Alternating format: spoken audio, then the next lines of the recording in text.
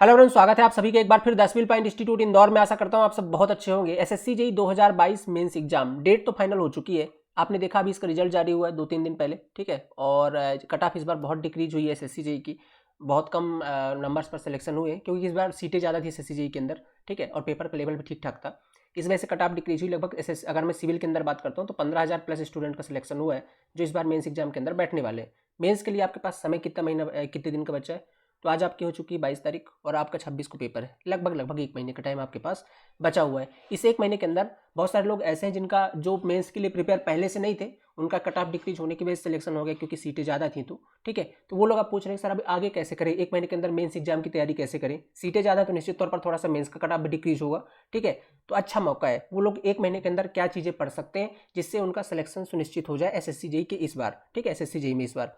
तो क्या चीज़ें कर सकते हैं इस वीडियो के अंदर एक डिटेल डिस्क्रिप्शन के साथ स्ट्रेटजी डिस्कस करने वाले हैं। क्या चीज़ें आपको पढ़नी चाहिए, वीडियो को ध्यान से देखते रहिएगा। स्टार्ट करते हैं। कुछ दोस्त ऐसे भी हैं जिनका जो उन्होंने केवल एसएससी जेईई दे दिया था, उनको पता भी नहीं कि इसका मेंस एग्जाम डिस्क्रिप्टिव होता है या ऑब्जेक्टिव पैटर्न होता है। उनके लिए थोड़ा सा 5 मिनट का समय कि भैया आपका जो एग्जाम होगा वो आपका डिस्क्रिप्टिव लेवल का होगा, मतलब आपको जाके वहाँ पे लिखना पड़ेगा, कॉपी मिलेगी, ठीक है।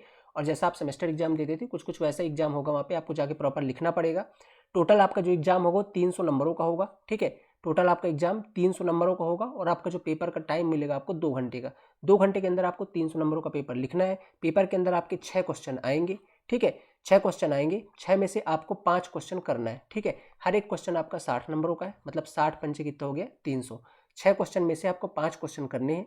मतलब ऐसा है कि अगर 5 कर दिए तो 6वें वाले को फिर टच नहीं करना है, ठीक है। अदरवाइज वो डिफॉल्ट माना जाएगा, उसको काउंट नहीं किया जाएगा, ठीक है। 5 क्वेश्चन ही करने हैं। अब हर क्वेश्चन का कुछ आपका सब पार्ट है, ठीक है। जैसे ये क्वेश्चन नंबर 1 है तो इसके अंदर आपके कुछ सब पार्ट हैं, ठीक है। अब ये सब पार्ट आपके 1 भी हो सकता है, 2 भी हो सकता है, 3, 4, 5, 4 तक हो सकते हैं, ठीक है। 4 सब पार्ट होते हैं जो अलग अलग नंबर में बटे होते हैं। जैसे अगर ये टोटल आपका 60 नंबरों का है, ठीक है, तो ये आपका हो सकता है ये 10 नंबर का हो, ठीक है। अगला वाला आपका 10 का हो, फिर 2 20-20 के हो, इस तरीके से 60 हो सकता है। या कि एक 5 नंबर का हो, 2 25-25 के हो। तो ऐसे करके मतलब समझ सकते हो ना, कुल मिलाकर के जो रेशियो होगा 60 नंबरों में होगा और ये अलग अलग नंबर बटे होंगे। 10 नंबर के भी क्वेश्चन आ सकते हैं, 20 के भी हो सकते हैं, 15 के भी, 25 के भी और 30 के भी। इस तरीके से क्वेश्चन यहाँ पास हो सकते हैं, डिपेंड करेगा क्वेश्चन कैसा है, ठीक है। तो इस तरीके से आपको टोटल कितने क्वेश्चन करने, टोटल इन 6 में से आपको 5 क्वेश्चन अटेम्प्ट करने हैं। हर एक क्वेश्चन 60 नंबरों का है, टोटल पेपर आपका 300 नंबरों का है। यहाँ पर कोई नेगेटिव मार्किंग नहीं होती, ये बात जरूर ध्यान रखिए, ठीक है। कोई नेगेटिव मार्किंग आपकी यहाँ पर नहीं होती है, ठीक है। ये 300 में से आपको अगर इस बार सिलेक्शन लेना है तो डिपेंड करेगा आपने प्रीलिम्स में कितने मार्क्स लाए, क्योंकि ओवरऑल जो सिलेक्शन होता है आपका, ठीक है, ओवरऑल सिलेक्शन आपका 500 नंबर पर होता है। 500 पर जो आपकी मेरिट बनती है, मतलब 200 प्रीलिम्स का और 300 मेंस का, इसमें से जो आप नंबर लेकर आएंगे उसमें आपका फाइनल लिस्ट बनेगी सिलेक्शन के लिए।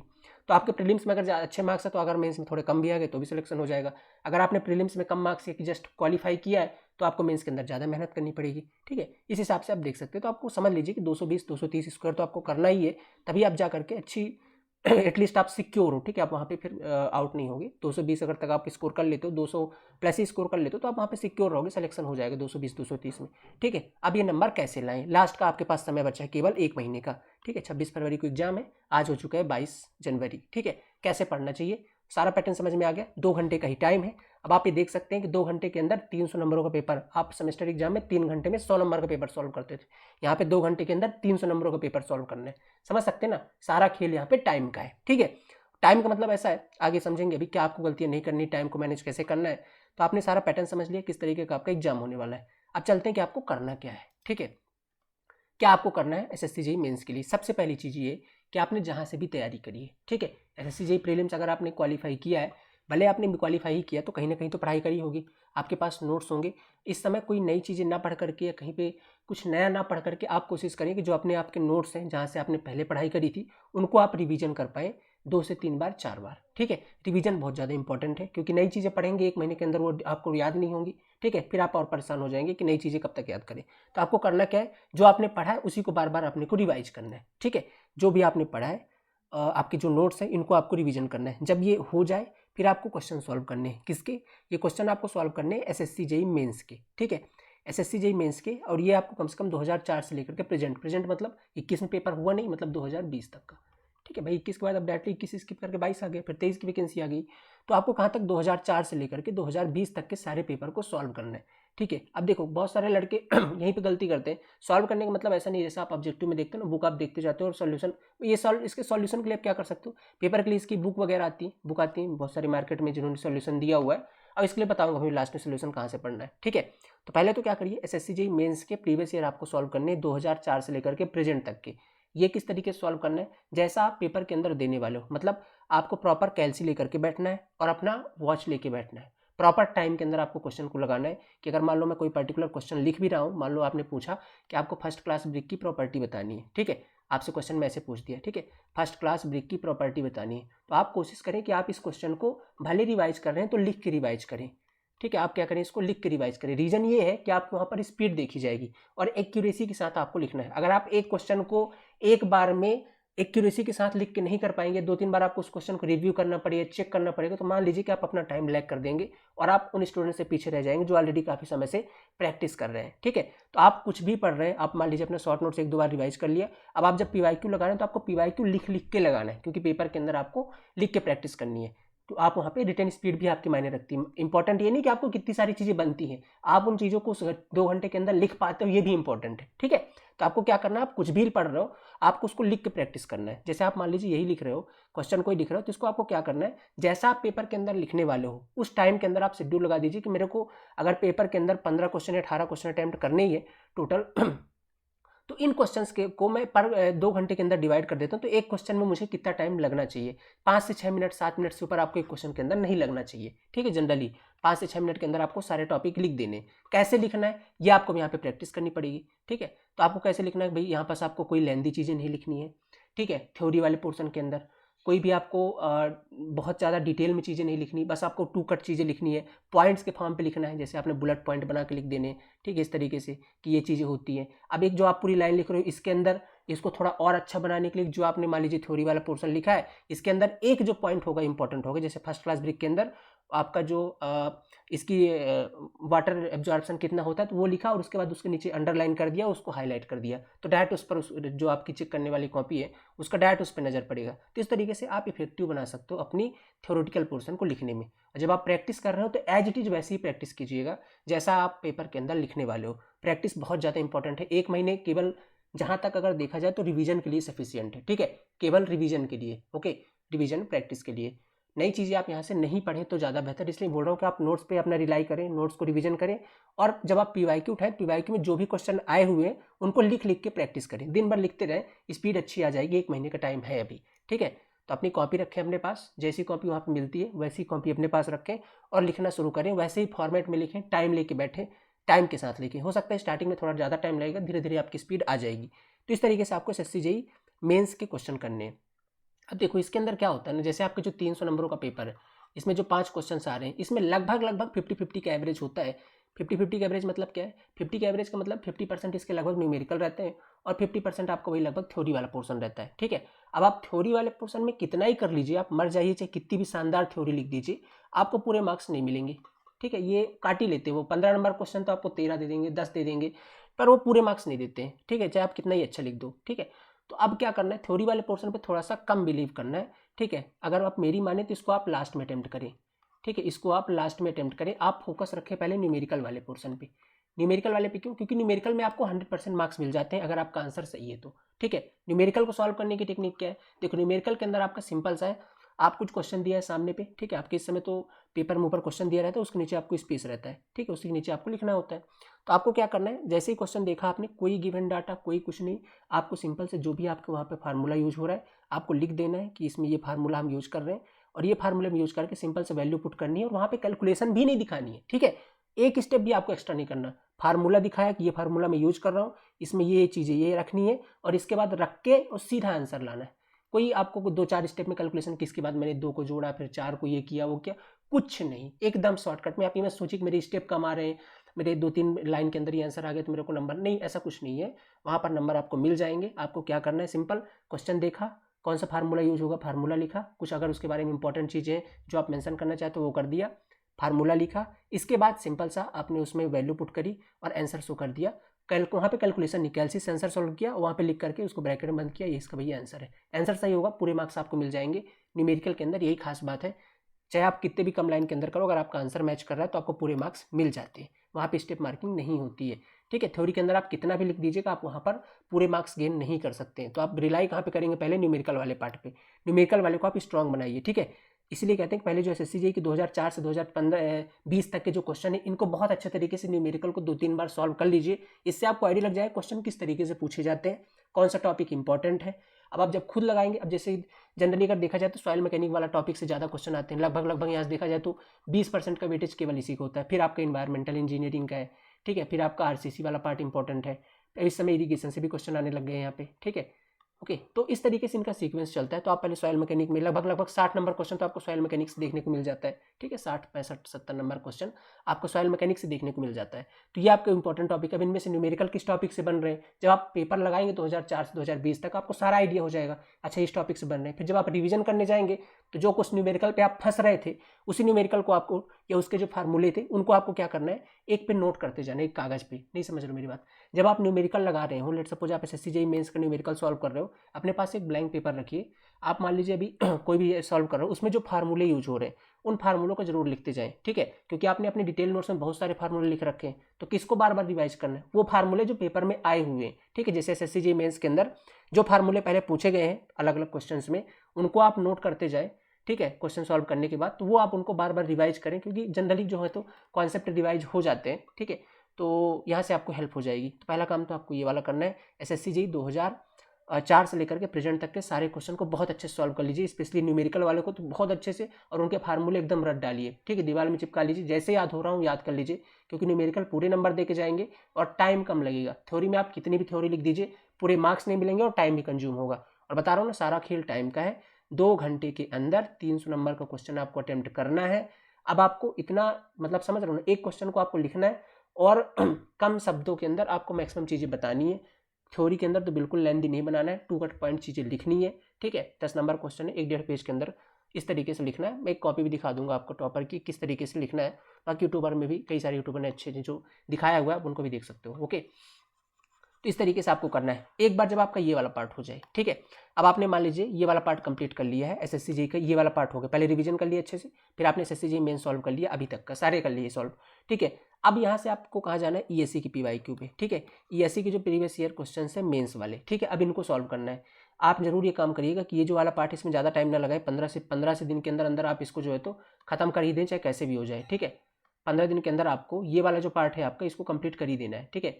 ये वाले पार्ट के अंदर एसएससी जेईई मेंस वाले पार्ट को 15 से 20 दिन, लास्ट के जो आपके पास 10 दिन बच रहे हैं ना, 10 दिन या 15 दिन जो भी बच रहे हैं, इसके अंदर ईएससी के क्वेश्चन आपको लगाने हैं।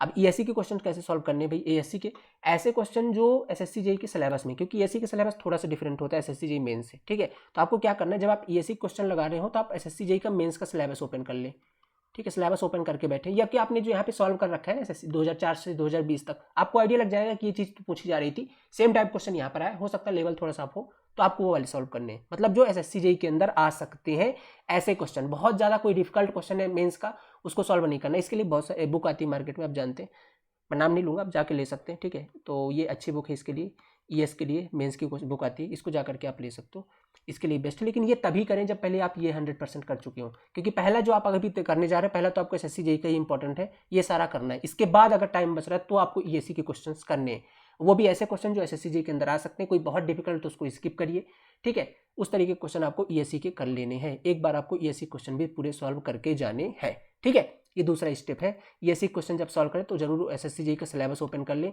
रीजन ये क्योंकि बहुत सारे जो टॉपिक है एसएससी जेईई के अंदर, ईएससी के अंदर एसएससी जेईई में जो नहीं है वो भी आते हैं, तो उन क्वेश्चन को करने का कोई मतलब नहीं, क्योंकि वो टाइम वेस्टेज होगा आपका। क्या करना है, जो सिलेबस के अंदर है या जो एसएससी जेईई की पीवाईक्यू के आसपास के क्वेश्चन हो जो पूछे जा रहे हैं, उन्हीं क्वेश्चन को आपको सॉल्व करना है, ठीक है। तो ये वाला आपको जरूर ध्यान रखना है। तो क्या हो गया, पहले नोट्स रिवीजन, दूसरा एसएससी जेईई क्वेश्चन सॉल्व करने की टेक्निक बता दी किस तरीके से करना है, पॉइंट टू पॉइंट चीज़ें थ्योरी वाली। हमेशा ये बात लीजिए कि यहाँ पे डिस्क्रिप्टिव पेपर है, तो ऐसा नहीं कि सोए बैठ के वीडियो किसी के देख रहे हैं, या कोई कोर्स लिया तो देख रहे हैं, या कोई बुक रख ली सामने तो उसको देख देख के बस लिखते जा रहे हैं, ऐसा नहीं करना है।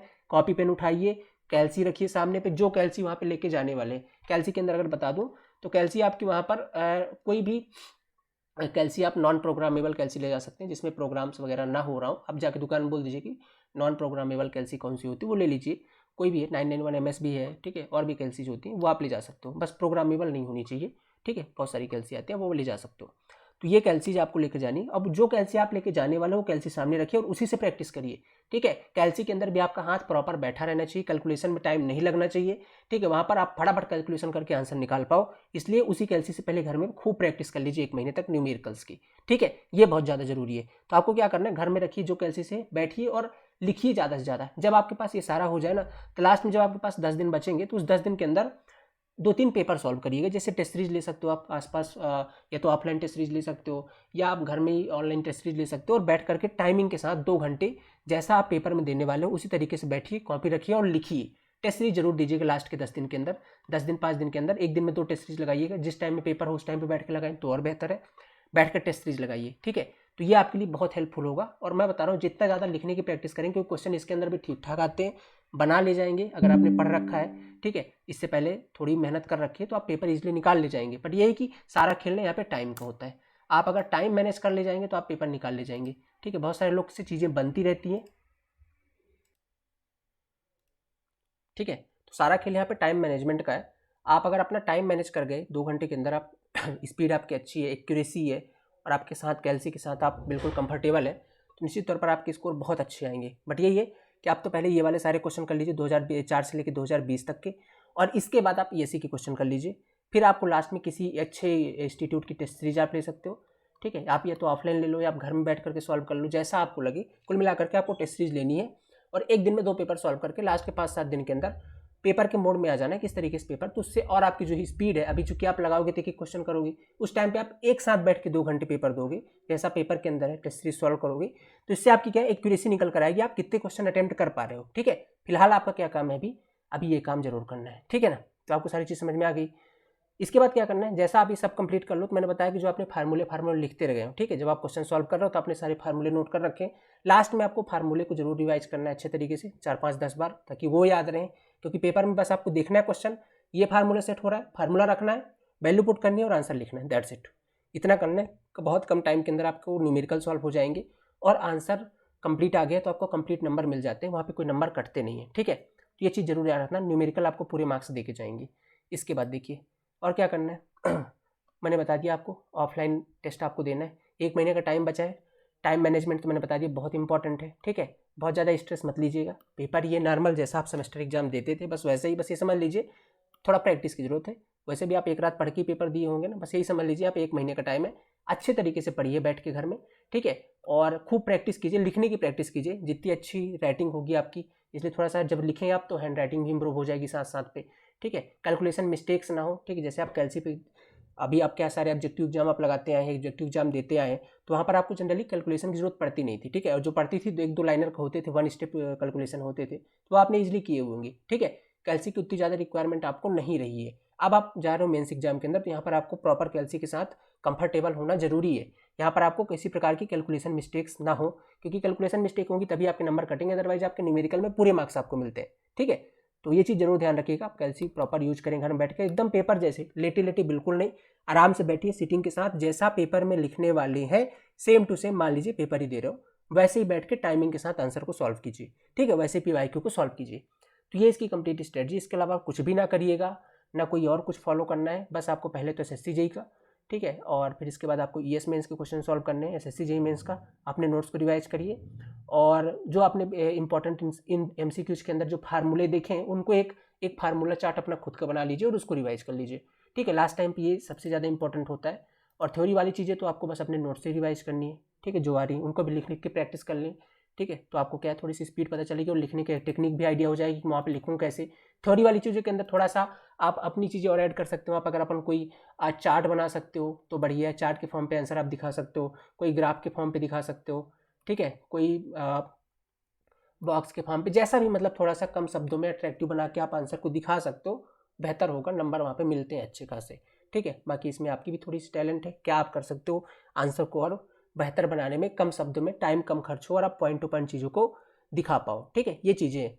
हम आप ये पूछेंगे सर हम आपके लिए क्या कर सकते हैं, तो देखो 10 पॉइंट आपके लिए लेकर के आया है, ठीक है। मैं आपको दिखा देता हूँ 10 पॉइंट की तरफ से आपके लिए एक स्पेशल चीज़ें है, ठीक है, जो आपके लिए हेल्प के लिए, अगर आप अभी करना चाहते हो, क्योंकि बहुत सारे एस्पिरेंट अभी जस्ट फ्रेशर होंगे जो पहली बार मेंस एग्जाम दे रहे होंगे, लिखना कैसा है ये भी तरीका उनको अभी नहीं पता होगा, ठीक है। हो सकता है थोड़ा सा डाउट हो कि कैसे लिखना है पेपर के अंदर, निगेटिव मार्किंग नहीं है, फिर भी किस तरीके से मैं आंसर को थोड़ा और इफेक्टिव बनाऊँ। तो इन चीज़ों के लिए हमने क्या किया हुआ है, 2004 से लेकर के 2020 तक की, ठीक है, 2020 तक के जितने भी SSC JEE के, ठीक है, SSC JEE के प्रीवियस ईयर कन्वेंशनल क्वेश्चंस थे, ठीक है, प्रीवियस ईयर कन्वेंशनल क्वेश्चंस थे आपकी, ठीक है, इन कन्वेंशनल क्वेश्चंस का डिटेल्ड में सॉल्यूशन, ठीक है, इन कन्वेंशनल क्वेश्चन का डिटेल्ड में सॉल्यूशन बनवाया हुआ है। इन क्वेश्चंस को आप देख सकते हो। जैसे आप मान लो अभी आप सॉल्व करने जाओगे SSC JEE का, कोई बुक लेकर के आओगे, उसके अंदर कोई कॉन्सेप्ट समझ में नहीं आ रहा, तो वहाँ पर आप फंस जाओगे, ठीक है, लिखने का तरीका भी थोड़ा दिक्कत होगा। आसान लैंग्वेज के अंदर सहज शब्दों में 2004 से लेकर के 2020 तक का वीडियो के फॉर्मेट पे सारा वीडियो सोल्यूशन बनवाया हुआ है इसका, ठीक है, सारा वीडियो सोल्यूशन अवेलेबल है, आप इसको देख सकते हो। इन वीडियो सोल्यूशन के अंदर लगभग जो भी क्लासेस एक दिन बैठे सारे क्लासेस देख दीजिए, अपनी कॉपी किताब खोल लीजिए सामने और प्रैक्टिस जरूर करते जाइए, लिखते जाइए जैसा है। इसके बाद उनको 2-3 बार और प्रैक्टिस कर लीजिए, इससे आपका टाइम कम लगेगा और बहुत जल्दी आप ये वाला पार्ट कंप्लीट कर लोगे। इसके बाद आप SSC ES मेंस के लिए जा सकते हो, उसके लिए बहुत सारी बुक्स आती हैं या हम ही इसके अंदर PDF प्रोवाइड कर देंगे, उन PDF से आप प्रैक्टिस कर सकते हो, ठीक है। तो ये चीज़ें हैं जो हम आपके लिए करने वाले हैं। 10 सिविल पॉइंट की तरफ से 2004 से लेकर के 2020 तक का SSC JEE का PYQ solution, PYQ video solution available है। इसे आप जाके ले सकते हो कहाँ से, द सिविल पॉइंट ऐप के अंदर से, ठीक है। आपको कहाँ पे जाना है, द सिविल पॉइंट ऐप के अंदर द सिविल पॉइंट ऐप के अंदर जाना है। वहाँ पर जा करके आप जाएंगे फ्रंट पर या स्टोर में जा करके आप सर्च कर सकते हैं SSC JEE मेंस, तो आपको मिल जाएगा। उसमें जाके आप डेमो वगैरह देख लीजिएगा और इसको आप ज्वाइन कर सकते हो। ये आपके लिए लास्ट टाइम पे बहुत हेल्पफुल होगा। अगर आपने अभी तैयारी नहीं भी की है या थोड़ा सा डाउट के अंदर है क्या करें, लास्ट टाइम पे कुछ समझ में नहीं आ रहा, पहली बार देने जा रहे हैं, लिखने का कैसा तरीका होना चाहिए, तो सारी चीज़ इसके वीडियो के अंदर हमने गाइड किया हुआ है। 2004 से लेकर 2020 तक के कंप्लीट वीडियो सोल्यूशन हर एक सब्जेक्ट का अवेलेबल है, हर एक क्वेश्चन का, ठीक है। अभी 2018 तक है, 2-3 दिन के अंदर 2020 भी ऐड करवा देंगे, 19 और 20 का, ज़्यादा ये नहीं, इनको भी अपन ऐड करवा देंगे। तो आप 2020 तक का आपको कंप्लीट वीडियो सोल्यूशन मिलेगा, जा करके आप इसको ज्वाइन कर सकते हो। इसमें आपकी कंप्लीट हेल्प हो जाएगी लास्ट टाइम के अंदर जो 1 महीने बचे हैं। और निश्चित तौर पर आपको, अगर आप सीरियसली इसको कर गए या कि आपने सीरियसली प्रैक्टिस कर ली बैठ करके, तो आपके एग्जाम निकल जाएगा, ठीक है। तो इस तरीके से आपको करना है। बाकी अगर इसके रिगार्डिंग फिर आपको कोई डाउट रहता तो हमारी कंप्लीट टीम आपके पास रहती है हमेशा, जानते हो। आप कोई डाउट पर्सनल शेयर कर सकते हो। और इस वीडियो के नीचे हमारा एक व्हाट्सएप ग्रुप है, ठीक है, इस वीडियो के नीचे हमारा एक व्हाट्सएप ग्रुप है, उस व्हाट्सएप ग्रुप में जरूर ज्वाइन हो जाए, क्योंकि उसमें SSC JEE जो मेंस देने वाले एस्पिरेंट हैं वो सभी हैं। तो जो इंपॉर्टेंट अपडेट होती हैं वो हम उसके अंदर शेयर करते रहते हैं। तो आप जाकर के इस व्हाट्सएप ग्रुप को जरूर ज्वाइन कर सकते हो। इस वीडियो के नीचे आपको मिल जाएगा, ठीक है, इस वीडियो के नीचे व्हाट्सएप ग्रुप का लिंक मिल जाएगा, उसको ज्वाइन कर लीजिएगा। और ये जो आप कोर्स के बारे में इन्फॉर्मेशन तो आपको कहाँ मिल जाएगी, द सिविल पॉइंट ऐप के अंदर, वहाँ पर जाकर के आप ज्वाइन करके और आज से अपनी तैयारी स्टार्ट कर सकते हैं, ठीक है। कहाँ पे जाना है, द सिविल पॉइंट ऐप के अंदर। फर्दर कोई इन्फॉर्मेशन चाहिए तो 9340888429 इन नंबर पे आप कॉल व्हाट्सअप कर सकते हो, या 7999720833, ठीक है, इन नंबर पर आप कॉल व्हाट्सअप कर सकते हो, आपको कंप्लीट इन्फॉर्मेशन दे दी जाएगी, ठीक है। तो आशा करता हूँ आपको सारी चीज़ें समझ में आ गई हैं। जिनका भी सिलेक्शन हुआ है इस बार SSC JEE की कट ऑफ थोड़ी कम होगी, डिक्रीज होगी, तो मेहनत कर लीजिएगा 1 महीने जी जान लगा करके। इससे अच्छा मौका आपको नहीं मिलेगा। सीटी इस बार बहुत अच्छी है, हर डिपार्टमेंट के अंदर है, ठीक है ना। और इस बार अगर कट ऑफ इतना डिक्रीज हुआ तो आप सीधी सी बात समझ सकते हो मेंस का कट ऑफ भी डिक्रीज करेगा। बस आपको थोड़ा सा एफर्ट लगाना है। अगर प्रीलिम्स निकल गए तो लगा लीजिए एफर्ट, बहुत अच्छी जॉब है सरकारी, खासकर सेंट्रल गवर्नमेंट के अंदर SSC के थ्रू। और बस इससे अच्छा कुछ नहीं हो सकता। बस जाइए और मेहनत कीजिए 1 महीने, घबराइए नहीं इन चीज़ों से। बस आपको जी जान लगाकर सर झुकाकर मेहनत करना है, बस हो गया। 100% सिलेक्शन हो जाएगा, भरोसा रखिए, ठीक है, अपने आप पे। वो बोलते हैं ना सारा खेल फिर कॉन्फिडेंस का ही है, खुद पे भरोसा रखें। और मैंने सारी चीज़ें बता दी आपको क्या क्या आपको करना है। उसके लिए अगर आपको अब यहाँ से डाउट लग रहा है कैसे करना चाहिए, तो आप भी जा सकते हैं द सिविल पॉइंट ऐप के अंदर। वहाँ पर ही हमारा 2004 से 2020 तक का सारा PYQ है। अपने नोट्स रिवाइज करिए, यहाँ से आके PYQ लगाइए, प्रैक्टिस कीजिए, और फिर इसके बाद ES के भी क्वेश्चन डाल देंगे, गाइडेंस भी मिलेगा प्रॉपर वे के अंदर। यहाँ से प्रैक्टिस कीजिए, सिलेक्शन आपका हो जाएगा, ठीक है। तो मिलता हूँ अगली वीडियो के अंदर। Thank you so much. अगर कोई पर्सनल और डाउट है तो इस वीडियो कमेंट में पूछ सकते हैं, या इन नंबर पर व्हाट्सअप कर सकते हैं, या व्हाट्सएप ग्रुप पे ज्वाइन करके भी अपने डाउट क्लियर कर सकते हैं। बहुत सारे एस्पिरेंट वहाँ पे जो SSC JEE मेंस इस बार देने वाले हैं, ठीक है। मिलते हैं अगली वीडियो के अंदर। थैंक यू सो मच, और तैयारी करते जाइए, ये बहुत अच्छा मौका है आप सभी के लिए इस बार SSC के अंदर। बाकी मध्य प्रदेश सब इंजीनियर के रिजल्ट भी आपका बहुत जल्द आने ही वाला है, ठीक है। Thank you so much, have a nice day.